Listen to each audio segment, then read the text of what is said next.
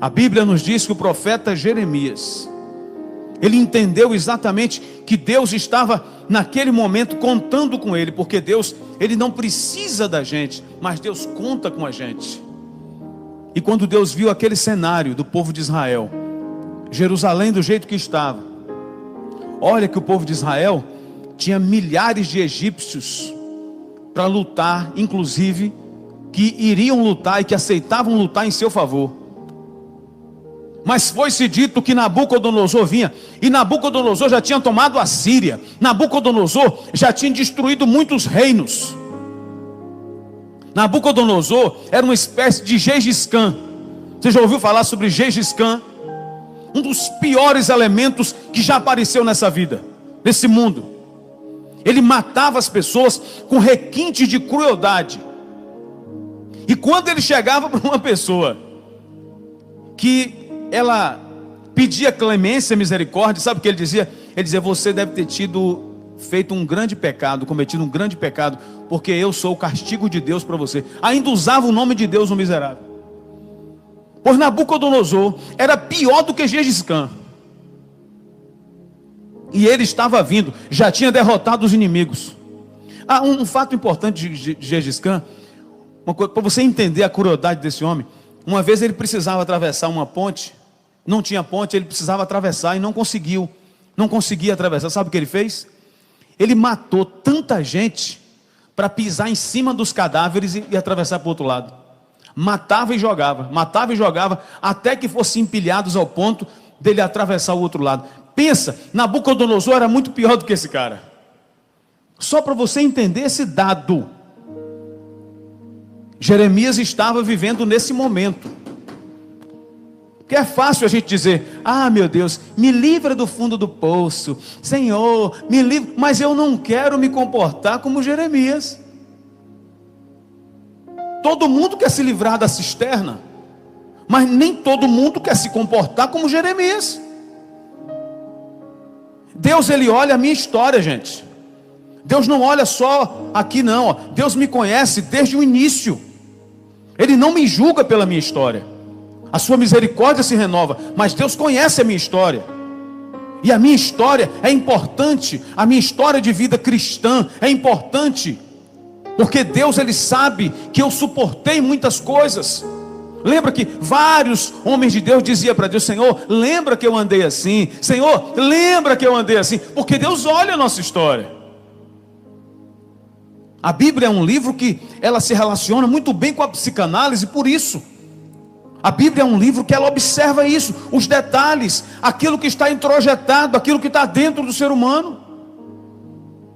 Jeremias entendeu o que Deus queria. Jeremias não quis viver o que o seu pai Ilquias queria, para agora viver o que Deus queria. Aí eu te pergunto: você quer viver o que o seu pai quer, o que sua mãe quer, ou você quer viver o que Deus tem para você viver? Quem decide seu futuro e a sua vida espiritual e a sua vida vocacional é Deus. Não é ninguém, não é homem, não é ninguém. Deus chamou, ele é justo. Deus chama Jeremias: você vai ser profeta. E ele aceita. Pensa que era fácil? Não era fácil não. Porque Jeremias, de repente, é chamado. Está aqui, ó. Se você ler o livro de Jeremias, você vai entender perfeitamente. Eu vou ler, preste atenção em casa. Capítulo 38. Ouviu, pois, Cefatias, filho de Matã, e Gedalias, filho de Passur, e Jucal, filho de Selemias, e Passur, filho de Malquias, as palavras que Jeremias anunciava a todo o povo, dizendo: assim diz o Senhor: o que ficar nesta cidade morrerá a espada, a fome e peste, mas o que passar para os caldeus viverá, porque a vida lhe será como despojo, e viverá. Assim diz o Senhor: esta cidade infalivelmente será entregue nas mãos do exército do rei de Babilônia, e este a tomará. Preste atenção para você entender bem. Ninguém tinha coragem de profetizar, de falar a verdade. Afinal de contas, é Jerusalém. Jerusalém é a cidade de Davi, fundada pelo grande rei. Ninguém vai conseguir destruir, ninguém vai conseguir. Ah, meu irmão, ninguém conseguirá. Então não se admitia, não tem condição. Existem muitos soldados, inclusive egípcios, que estão aí lutando indiretamente em nosso favor. Ninguém vai conseguir contra nós. Não havia possibilidade, se fosse olhar do ponto de vista humano, de Nabucodonosor vencer. Mas mesmo assim Jeremias se levanta e avisa ao rei Zedequias: olha, disseram os príncipes ao rei, morra este homem, está vendo? Os príncipes do rei não aceitaram não, como quem diz assim, esse homem está profetizando miséria, esse homem está profetizando derrota, rei, bora matar esse homem, isso não é profeta nada, isso aí é filho de Uquias, rei. Ô rei, ele não tem aptidão para ser profeta não, ele é filho de Uquias, ele é sacerdote, sacerdote não é profeta. Então disseram os príncipes ao rei, que morra este homem, visto que ele, dizendo assim estas palavras, afrouxa as mãos dos homens de guerra que restam nessa cidade, e as mãos de todo o povo, porque este homem não procura o bem-estar do povo e sim o mal, está vendo? O que é que ele faz? O que eles fazem?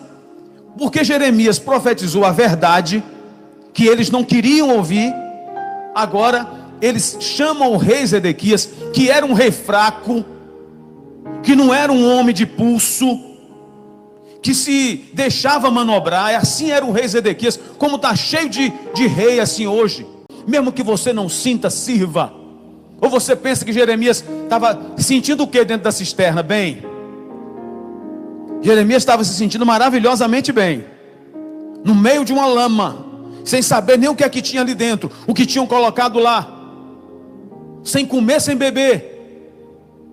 Cisterna, gente, é lugar de água, mas não tinha água, nem um pouquinho de água tinha. Satanás usou as pessoas para destruir a vida de Jeremias, e Deus providenciou para que o fundo do poço não fosse o seu fim, mas que fosse o momento dele subir. Mas ele subiu como? Ele subiu com trapos. Ninguém imaginava Jeremias subir daquele jeito. Deus pode fazer você subir, não importa o que você tem agora. Se você tiver trapo, Deus transforma em veste de justiça.